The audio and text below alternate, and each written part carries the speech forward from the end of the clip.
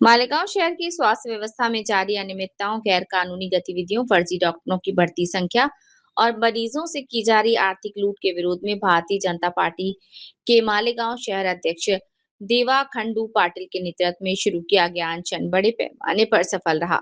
प्रशासनिक अधिकारियों ने अनशन स्थल पर पहुंचकर मांगों की गंभीरता को समझा और सकारात्मक लिखित आश्वासन दिया। इसके बाद ये अनशन वापस ले लिया। मालेगांव नगर के चिकित्सा स्वास्थ्य अधिकारी डॉक्टर जितेंद्र डोलोरे के हस्ताक्षर से जारी पत्र में आंदोलनकारियों की प्रमुख मांगों पर त्वरित कार्यवाही करने का आश्वासन दिया।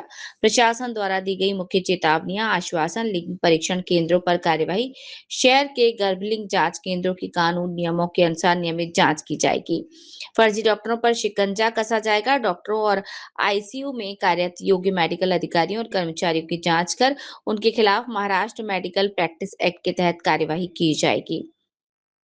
यहाँ पर दर तालिका, रेट लिस्ट अनिवार्य, सभी निजी अस्पतालों और प्रयोगशालाओं, पैथोलॉजी लैब के मुख्य द्वार पर दृश्य स्थान पर रेट लिस्ट लगाना अनिवार्य है। पॉस्को पीड़ितों को राहत, बाल यौन शोषण मामलों के पीड़ितों को बेवजह भटकना न पड़े, इसके लिए संबंधित डॉक्टरों को उचित निर्देश दिए जाएंगे।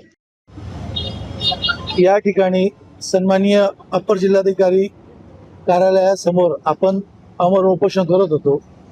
मालेगाव शहराच्या आरोग्याविषयी आपण जे काही अडचणी मांडल्या होत्या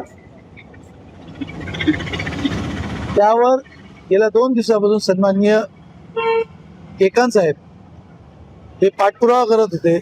सन्माननीय तहसीलदार साहेब विशालजी सोनवणे, सन्माननीय डोलारे साहेब यांनी काल लेखी आश्वासन दिल्यानंतर आपण अट घातली होती की जोपर्यंत कारवाईची सुरुवात होत नाही तोपर्यंत आपण हे उपोषण मागे घेणार नाही।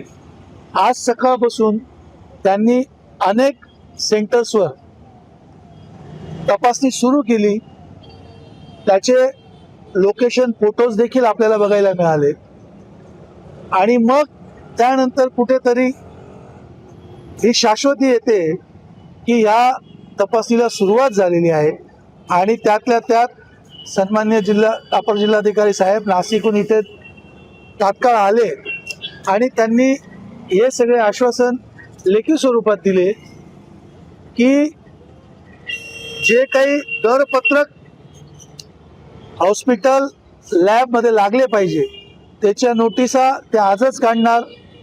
गेल्या 8 दिवसात ते दरपत्रक हॉस्पिटलमध्ये लागलं जाईल।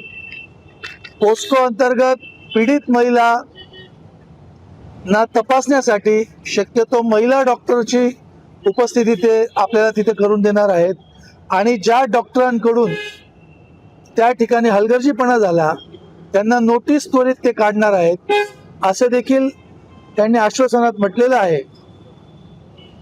आणि येणाऱ्या काळात जशी जिल्हा पथक आहे त्या पद्धतीने मालेगाव शहराला देखील एक पथक गठीत करण्याचं, त्या पथक गठीत करण्याच्या बाबतीत येणाऱ्या 10 दिवसात सन्माननीय अपर जिल्हाधिकारी कार्यालय इथे बैठक घेऊन ते पथक गठीत केल्याची माहिती ते आपल्याला त्या बैठकीत उपस्थित करून आपल्याला देणार आहेत।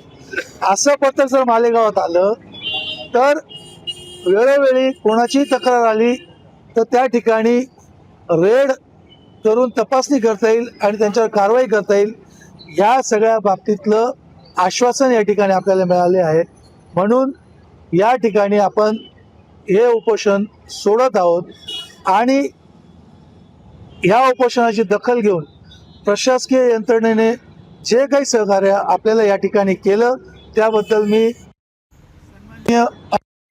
असतील, सन्माननीय तहसीलदार साहेब असतील, सन्माननीय डोलारे साहेब असतील, या सर्वांचं मनापासून आणि सन्माननीय आयुक्त साहेब असतील यांचं मनापासून आभार मानतो। धन्यवाद।